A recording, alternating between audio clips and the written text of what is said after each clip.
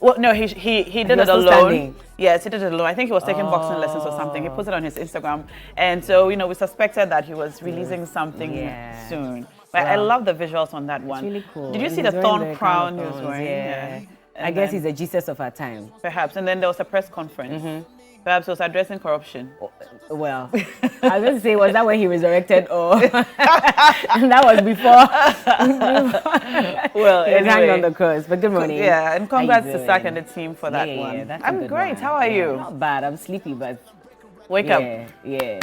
It is well. Yeah, it is well. For God and country. For God and country. I'm a citizen, not a Yes. spectator. We're happy to be here. Yes, we are. Are we Indeed. not? Yes, we are. Amazing. How was your sleep, by the way? I actually slept quite well last Oh. night, and then I woke up this morning, and then I watched Ghana Tonight this morning. I usually watch yeah. it very early in the morning, and I was listening to excerpts of the special prosecutor's speech on corruption, and it's troubling, isn't it?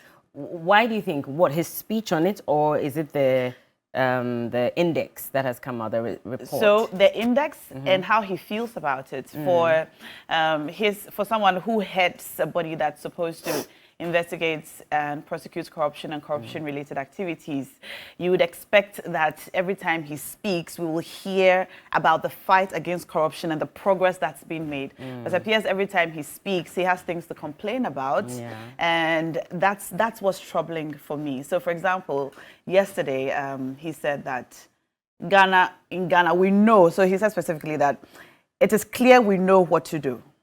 But we're not doing it. We know the medication we're supposed to take to cure corruption, but we are refusing to take it. It's as if we are pretending to fight corruption, but we're actually not. So when I listen to Kisi Jabin and he speaks in that manner, then it begs the question, are we really going to be able to move from where we are to where we want to go in the fight against corruption?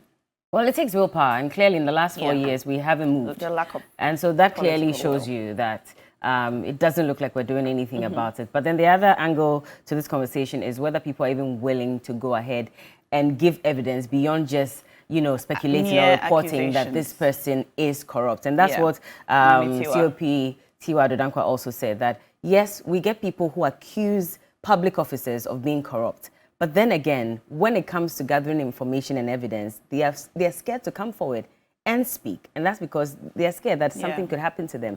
And so if we're not ready to speak, and then clearly when these accusations are made, you have some leaders also come out and say, oh, I know you'll be vindicated.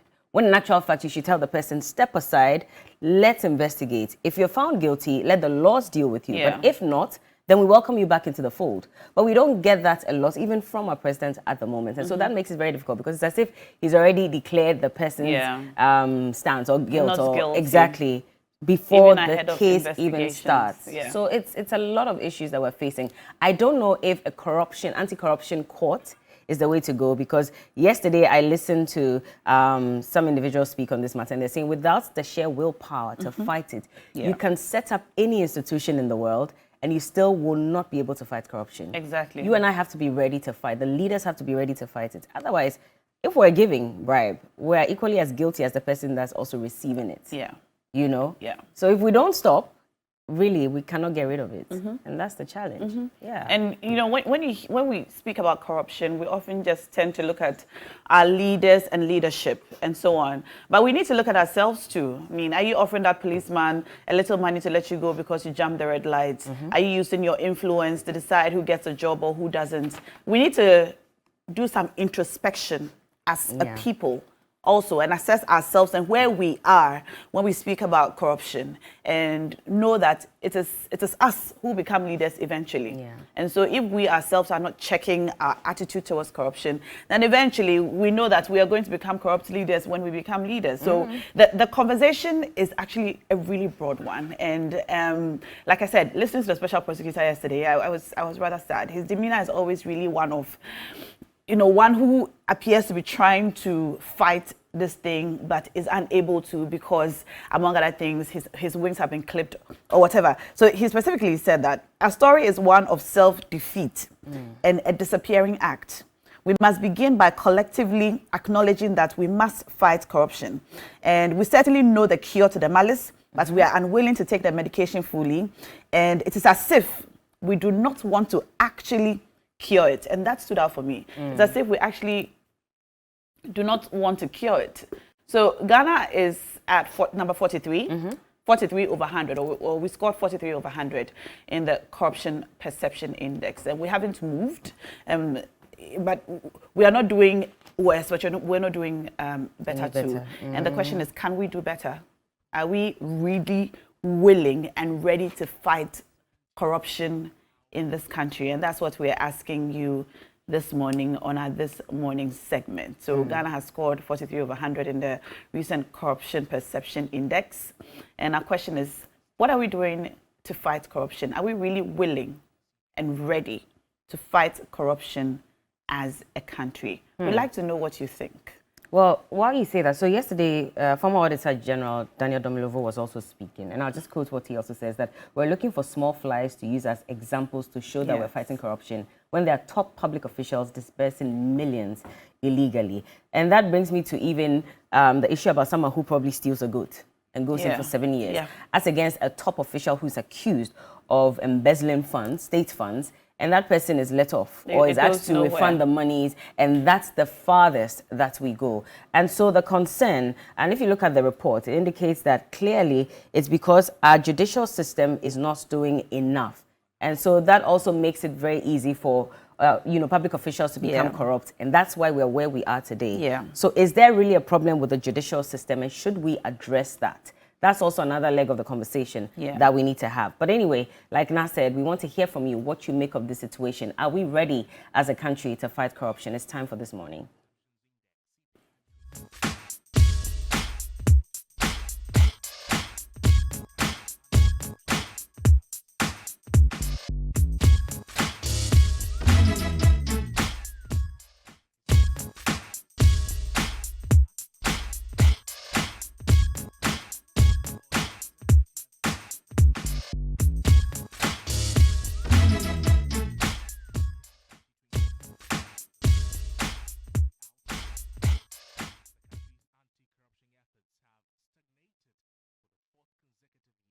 All right, so this morning we're asking you what your thoughts are on our fight against corruption in the country. We already have our first caller on the line. Hello. Yeah, hello.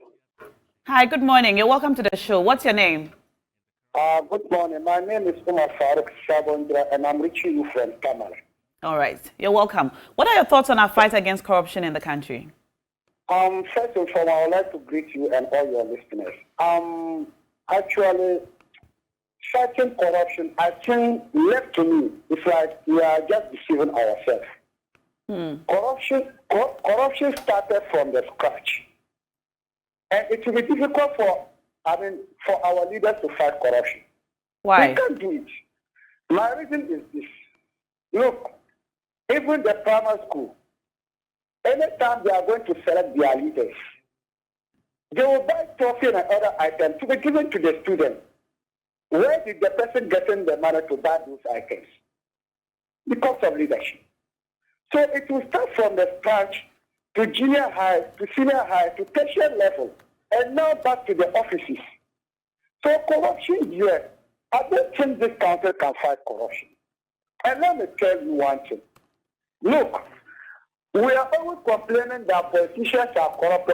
I swear Allah, those public officers, they are more corrupt than the politicians. You will see certain opportunity. And maybe the opportunity will have the zeal, the qualification to do it. But you don't know, because you don't know any person or you refuse to pay price, they will not pick you. It's very bad. It's very bad. It's very, very, very bad. And nowadays, anybody who is vying for leadership, the person is not vying for that leadership to save the mother, either the country or the good people of the institution. The only thing he will do to enrich himself, because he wants to adjust his life so that he can be always, getting what he wants anytime at all. So we are praying to the leadership.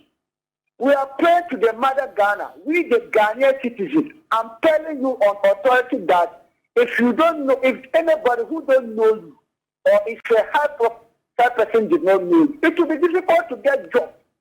It will be difficult to get occupation, no matter how your qualification or your talent. So the way the country is going, I'm very, very, very sad. It's like this country not the future. Ghana not the future. If we the youth, we don't, I mean, we didn't come together and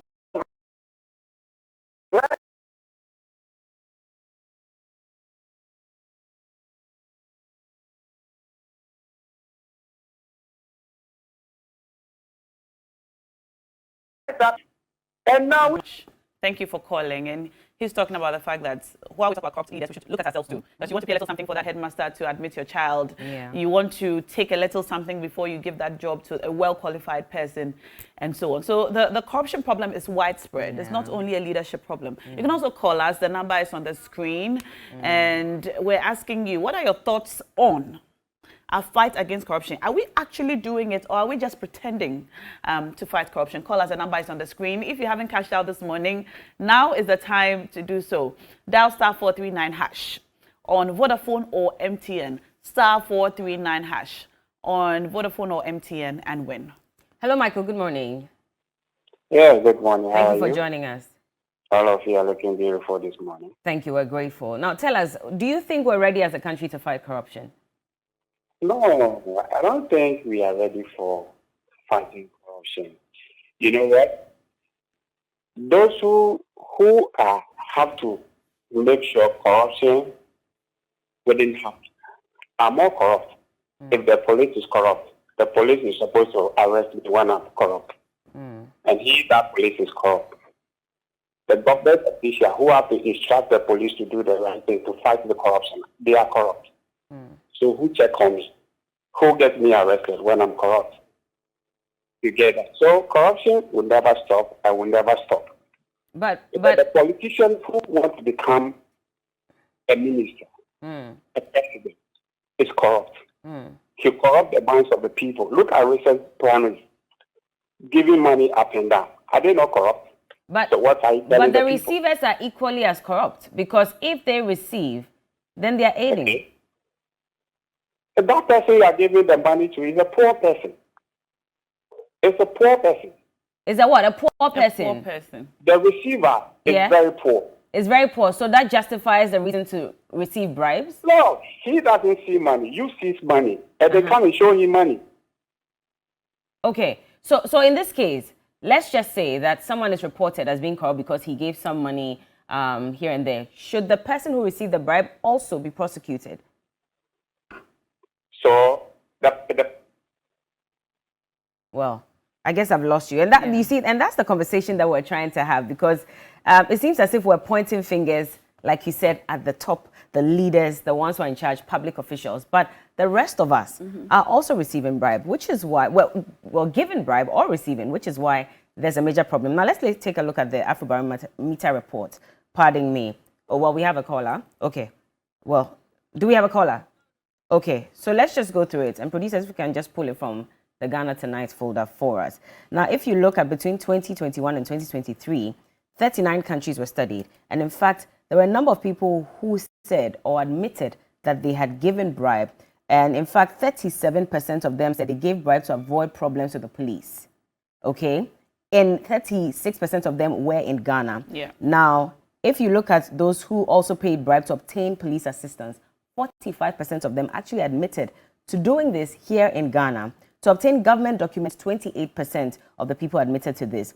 1.4 or it's 14% said they gave bribes to obtain service of at a public medical facility, and 16% said to obtain public school services. So it's not just the leaders who are given the money. And to think it is that also the to citizens. access health services, Exactly. that was a major shocker for me. To access health services. But let's talk to this caller now. Good morning, and where are you calling us from? Good morning. Please, this is Issa Mohideen calling from Yendi. Issa, you're welcome to the show.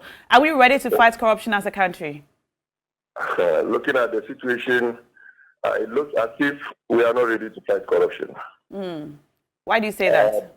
Yes, looking at the past, you could realize that institutions like Ghana Audit are very empowered. And you could see that state institutions used to be afraid of these very agencies of government. But today, let's look at the relationship between the agency that is to check on corruption and the public service. You see, there's one thing that is happening in this country. I just looked at and heard what the other caller was trying to say. The poor person that he was referring to. Usually the person is just sitting down, struggling to survive.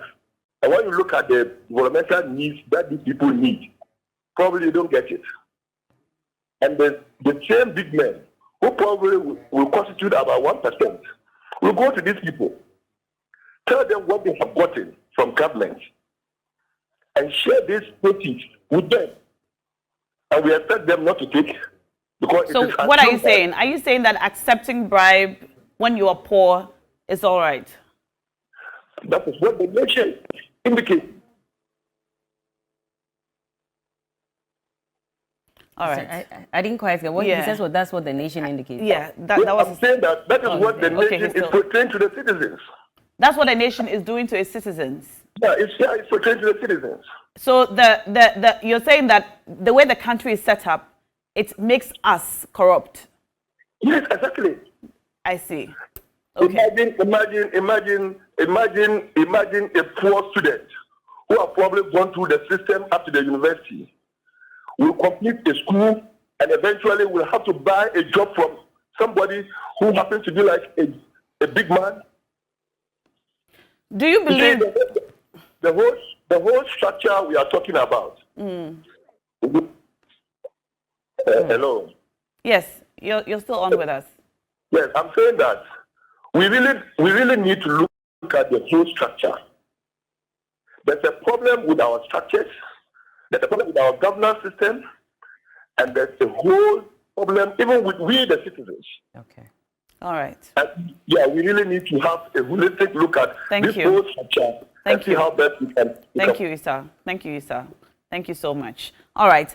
Prince Henry from Koforidua says, good morning to you. I really appreciate your point that we as citizens, are we ready to fight corruption? The answer is the citizens might be ready to fight corruption, but it has to be clear that the leaders of the country are not helping.